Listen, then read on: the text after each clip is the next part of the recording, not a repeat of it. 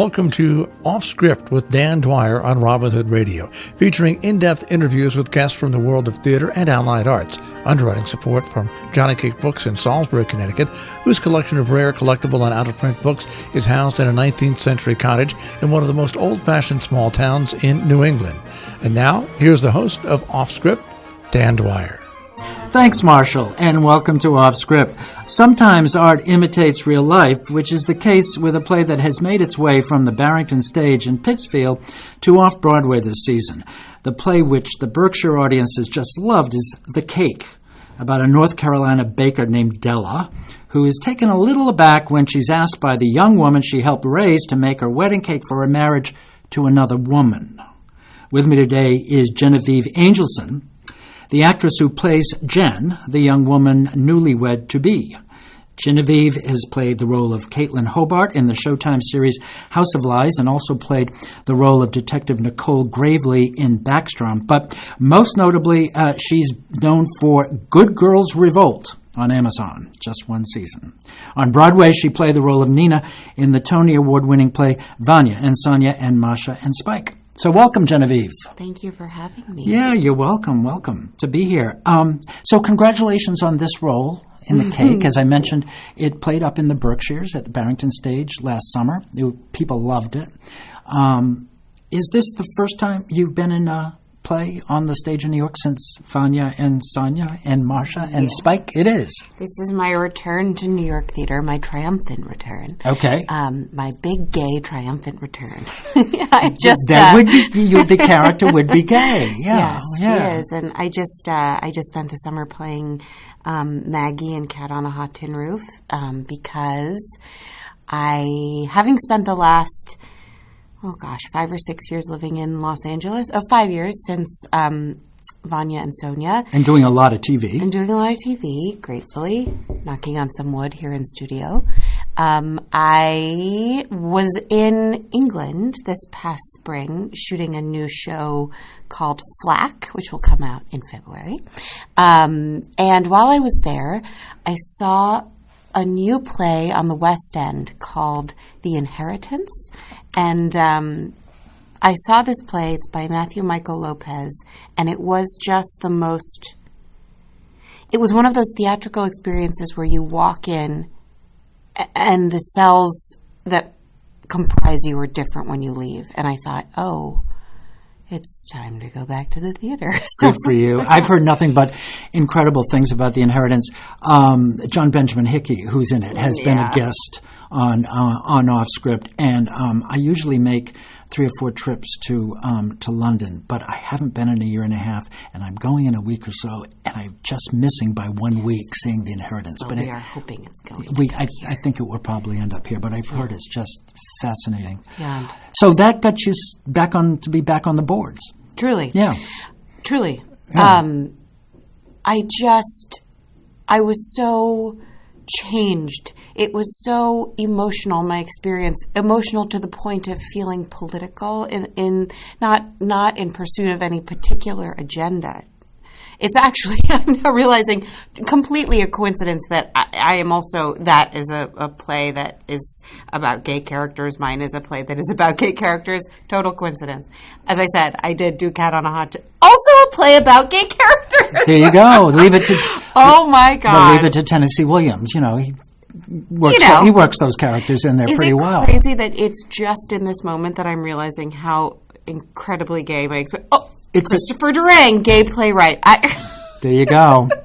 You might have a career in theater if you keep this up. Be careful. Be careful. You'll be in a gay play in this town. So, getting back to The Cake, which is... Sorry. That's okay. So you hadn't seen the play before. So you just read that you had never seen the play because before it was in the Berkshires. It was also at the Geffen in Los Angeles, and it started out at the Echo in the summer before that. But you hadn't seen it, so you just picked up the script. I hadn't. I can't. I hadn't even when I did the Tennessee Williams this summer. I hadn't even seen the movie. I just can't. I'm the youngest girl of 3 sisters, and I'm too much of a mimic. I learned so much from watching and copying that it's such a deep groove in my brain. It has to be fresh. So, when your agent or somebody said, you want to get back on the boards, this is a play that I think you should read, and you read it, if that's how it might have come about. What was your reaction? I was so glad that it didn't start with a 24-page monologue. Because Yeah. that's what I was doing when I read it. The first scene you have to walk around. You have to walk around that bedroom and talk to yourself for about 17 pages. A lot of walking, not a lot of response, not a lot of clothes. Right. So I was pretty glad about Deborah Joe Rapp, who plays the baker, doing so much of the talking. And we should add, because people in our listening audience of the radio station are familiar with her. She's done a lot of work special. at Barrington Stage, and she's the only one, I think, who's played Della, both in the Geffen and... No, did she? Yeah, she was at the Geffen. That's right. She's done the production 3 times. Yeah. Well, she originated the role. That's right. Yeah. She originated the role doing the reading of the play at Manhattan Theater Club years ago. She's been doing this role for 2 years, on and off. Right. So it's funny. It does a little bit feel like I'm stepping in as an understudy in that she's been in this role for so long. But it's amazing craft to watch her know her character and rediscover a new story in a new production with a new director and new actors.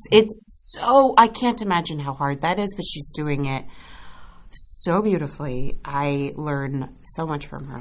Let's back up a little bit, because in all transparency, we're having this interview while you're in rehearsal for the play. Well before this is going to. So we're getting a really fresh, really fresh take on this. So let's back up a little bit. Tell us the impressions you had of the character Jen, whom you're playing, when you first read the script. Who is Jen and what she's all about? What makes her tick? Jen is a character written by Becca Jo Brunstetter. She's the playwright. And I had admired Becca so much, and I'm sure lots of your audience watches a little show called This Is Us. You may have heard of it. She's a writer on that.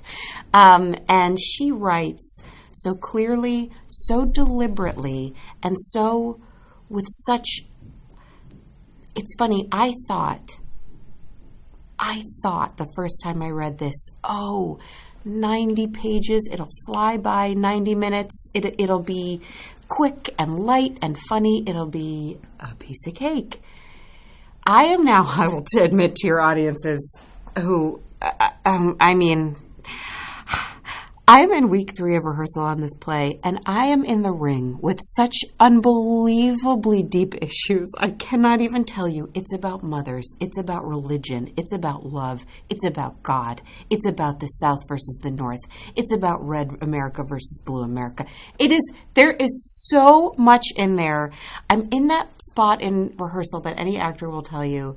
You kind of look around and you're like, I don't know why they hired me, and I'm afraid the next note is going to be, thank you so much, we've replaced you. Because it's just like you feel like you're swimming in a bath of your own filth.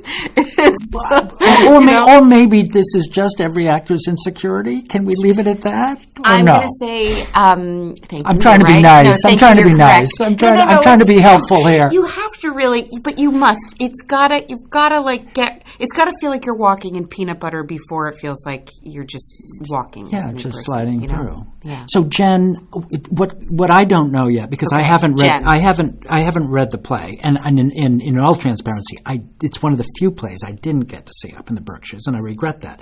But you were waiting for us. Yes, and so what is the relationship between Della and Jen? Okay. Sorry, I continue to hear the question and just continue to digress. That's okay. So I'm going to continue asking. Jen is, I don't know if I'm allowed to curse on NPR. I don't think that I am. There's a term called basic rhymes with which. That's okay. And that's sort of what she was raised to be. It's like, this is just a discovery I made today. But Della's not a bitch. No, not a bitch. A basic bitch is like the kind of woman who it's a self-deprecating thing you would say about yourself. Like, I'm such a basic bitch because I love a pumpkin spice latte from Starbucks. I got it. You just she's from the South. She's a good girl. She was on the cheerleading team. She got good grades. And she's always wanted to have a big white wedding. Like, if she could just step right into Father of the Bride that would be her perfect wedding. And then all of a sudden this inconvenient thing happened where she found out that she was attracted to women. And oh my goodness, that just didn't fit at all. It just did not fit. Did she leave North Carolina and go to the big city to get some sophistication? Sure did. Where did she come? Where does she come from going back to North Carolina? The play takes place in Winston-Salem, North Carolina, where she grew up, and it takes place there with Jen having been gone for the last 5 years since her mom passed away, living in Brooklyn with her lesbian girlfriend. Good. So she's a Brooklyn lesbian hipster That's who goes right. back to Winston-Salem to get married, except it's not to a guy. Not to a guy. We're talking about The Cake, and I'm talking, which is a new play. Well, it was in the Berkshires. It's going to be at Manhattan Theater Club. And it stars as Jen, the young woman who's getting married to another young woman, Genevieve Angelson, whom I'm talking today to about The Cake. So, Jen comes back, says to Della, her sort of surrogate mother, is she? Oh, she does not say. She is her surrogate mother. She is. Jen's mother died 5 years ago. Della was her mother's best friend. Ah, now I get it. Della in the play, it's sort of like a ghost of Hamlet's father. Not at all. It's Deborah Joe's much more than a ghost, but it is that feeling of, if I can win your approval, I can live with myself, because my mother isn't here, but what would she think? And so the course of the play is not that Jen literally comes right out and says, I'm gay, I'm getting married. It's sort of comes out accidentally, is forced by her partner who happens to be in the room, because she gets there, she gets cold feet, she doesn't know. Jen is a character who bifurcates. She is one person to please Della. She's another person to please her fiancé. She can code switch. She's a chameleon. She just wants to be agreeable. Mm-hmm. She just wants to be liked. Mm-hmm. And so in order for her to go through the journey of standing up and being who she is, which isn't a choice, it doesn't matter what anyone, it does matter, but regardless of what anyone thinks about it, is her journey. And really it's the journey from being a kid to being a woman. So besides Della, the cake maker, the baker, besides Jen, the lesbian who's getting married, besides the girlfriend whose name is Macy, is that it? Her name is Macy. There are four people in the play. And then there's this guy named Tim. That's right. 4 characters in the play. And he sort of complicates things, doesn't he? He is the voice of, if you were to put all 4 characters on a spectrum, it would be from left to right, literally, politically, Macy, the black lesbian who lives in Brooklyn. Oh, she happens to be black. That's correct. Oh, we didn't know that. Okay. Jen, the southern girl who also happens to be a lesbian. Right. The nice white girl who happens to be a that's lesbian. Right. Della, the older white lady who makes cakes and who may or may not be able to be convinced that it is okay to make a cake for a gay wedding, and her very conservative husband who knows that it is not okay. So those are the 4 characters. I have to tell you something. The actor playing Macy is a woman named Miranda Anderson. Mm-hmm. She was my classmate in grad school. There were 16 of us. 16 of us. 6 women. Where'd you go to grad school? I went to the graduate acting program at NYU. Okay. 6 women, 10 men. They cast opposite each other. 2 women who, at that program, you're there 18 hours a day, 6 days a week for 3 years. I mean, I knew what the back of Miranda's throat looked like before. I'm not kidding. I'm not kidding. I mean, we've literally seen each other's soft palates rise. Like it's like that. So, so when did you discover that she was going to get the part, and when did she discover that you were going to get the part? Well, I had the part, and they called her in as one of the people to audition, and I think we just had so much chemistry right away because we'd quite honestly been in a relationship for so long, not a romantic relationship, but right. We'd been collaborators for so long. So this is like really dream casting for me. That's really small world. Yeah, well, so they brought isn't name's Miranda? Miranda. They brought Miranda in to read with you for her audition. And it just clicked. Totally. That's great. Totally. Now, I really appreciate you coming in because it is hard in the middle of rehearsal because your head is so placed. I mean, it's so funny. I just thought, I hope he just doesn't ask me any questions about what I know because I think as of today, I officially know nothing. Well, that's okay. That's okay. So what I really want to thank you for doing it because, you got to put your head in a whole different place to sit down and talk to a guy who's doing radio when you're in a middle rehearsal. I mean, how many hours a day do you go at it? What a question.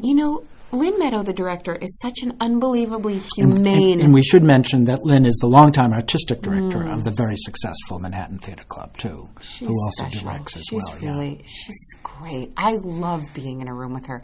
She is so humane. She's not, there are equity rules, obviously, about how long you can rehearse, but she knows when we're they're emotionally, physically, mentally available, and she knows when we've kind of lost it, and she lets us go. But, I mean, we were joking today, we could have had rehearsal.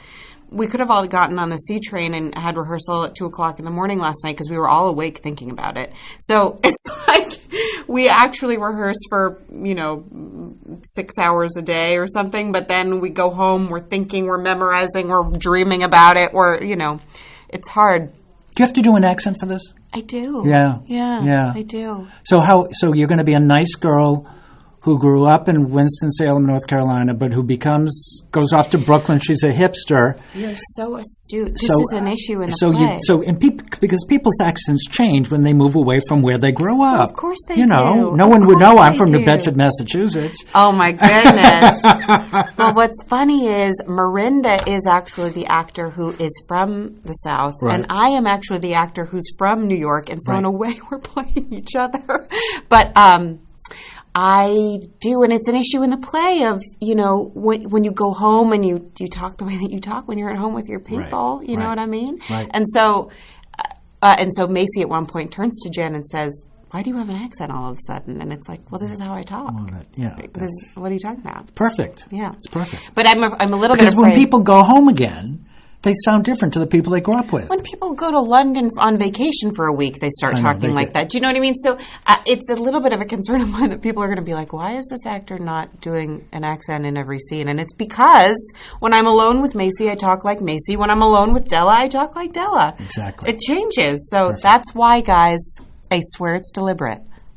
Yeah, before people read about it, let's get that out there. Yeah. But so, do you have a dialect coach for the southern parts? More of a small world. My voice and speech teacher from NYU grad acting, Deb Hecht, is my coach. She is the best in the business. Good. So here's a stupid question: how do you separate? Because you mentioned it. The accent you're doing from this nice girl from Winston-Salem who goes to live in Brooklyn, comes back to have a wedding in Winston-Salem. How do you separate that kind of a Southern accent for the accent you did as Maggie? Oh, my God. That's not a stupid... I was going to make fun of you and say there are no stupid questions except that one. Okay. No, but that's not a stupid question. It really isn't because, it's almost like there were so many things that were different about Maggie. I mean, just... not to use a Los Angeles word right now, Louis, but just energetically, there were so many things that were different about Maggie, particularly the fact that it took place in the 1950s. And so I don't hear Maggie's accent around in the world that I inhabit. Most people don't talk like that anymore. No.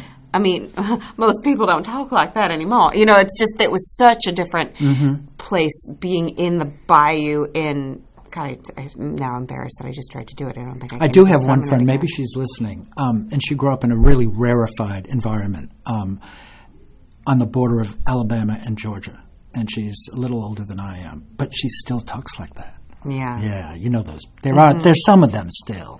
The truth of the matter is that the thing about Jen that makes it easy is that as I said, I'm a chameleon. I'm a people pleaser. I just have to match whoever is in front of me. Yeah. So I don't really have to go into my muscles to find it, although, I do. But it's really just about speaking the way that whoever else is in the room is speaking. Right. Because that's Jen. Right.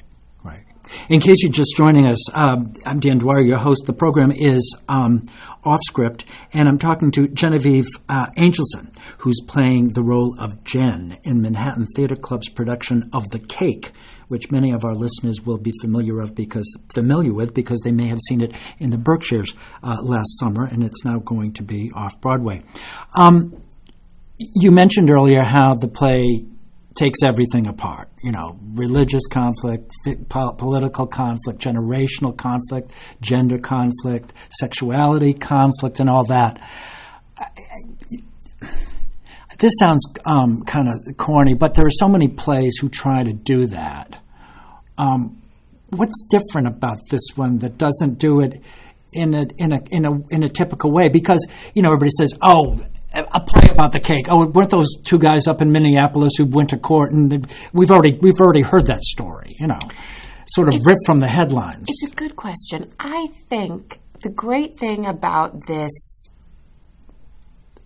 vessel that Becca has written is that the thing that you're going to hear and see and feel when you watch it is the thing that's for you to connect to. Mm-hmm. Does that make sense? And I know that's true in every situation. But for me, I'm thinking about it a lot from the perspective of my mom, who was raised Irish Catholic and married a Jewish guy. And, typical New York marriage, right? Right. And, she's from one part of New Jersey and he's from another part of New Jersey. So I think that the way everybody is going to have a way in that makes this incredibly personal.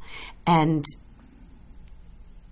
as many issues as it does cover, as many things show up in the lines, it's such a personal story about real people that I think it doesn't feel like too much, because it's also written with a clip. It's written without, it's funny. It's written without sitting in any particular feeling for too long. And ultimately, it's funny to make sort of the most important, most personal, most in integral issues in this country right now about gluten. Gluten and icing. Really, that's what we're talking about. The important stuff. Okay, off gluten, off cake, television. Good Girls Revolt almost caused, I'm aware of, a little bit of revolt in itself. How did you survive all that? I mean, because you had this huge hit series, and it came for a year, caused a big splash, not renewed. What happened? Why? Too bad? Will it get done again? I don't know if you've heard, but females are strong as hell. Mm-hmm. Women, that's how I got through it. Women are incredibly tenacious animals. That was painful. That was a really tough one to add the numbers up and feel like it came out with anything that made sense, because what I was told, what the numbers of our series represented, were that we were this enormous hit. We just didn't particularly matter enough to the people who made the decisions. And this was, mind you, within a month of Hillary Clinton losing the election. The Electoral College, and so it was an incredibly. It was like we were just a day too early in some ways, but I also think there's something about the loss of this show in popular culture that was incredibly galvanizing, that enabled me to feel helpful, to feel like my social media could become a platform for change and for feminism and for empowerment, because people started to look to me for the answer about whether or not we would have a second season. Yeah. And so sort of accidentally happened upon this place where I might be able to tell them about the closest march, So you had a life beyond the character. Mm-hmm. It got a whole new life for you beyond the character of just the show. Yeah. She's not coming. When you're doing a play like this, though, I mean, can you leave Jen at the stage door when you go home? After you go through rehearsal, after you get it up, after you get it working, or are you going to live with Jen until it closes? So it's a limited run anyway. Gotta tell you, it's hard not to be in love with Miranda Anderson. That's hard to put down. Yeah. I don't know how to answer that. I have found myself awake at night recently, which has suggests that it's tapping into something deep. I'll never let go of Maggie. Yeah, I mean, I'll never let go of her. Yeah. She's so important to me, and she taught me so much. Yeah. And I feel like if I do justice to Deborah Joe and Becca and Lynn and Miranda and Dan, if I really do justice to everyone else who's there, then she'll be with me for a long time. Well, it sounds like you're on the right track. I can't wait to see the play, and I can't wait to see you in it. Thank you. Thank you, Genevieve Angelson, for coming in this evening on Off Script. And thank you, everybody, for listening. Until the next time when you tune in, as a dear departed friend of mine used to say, be well.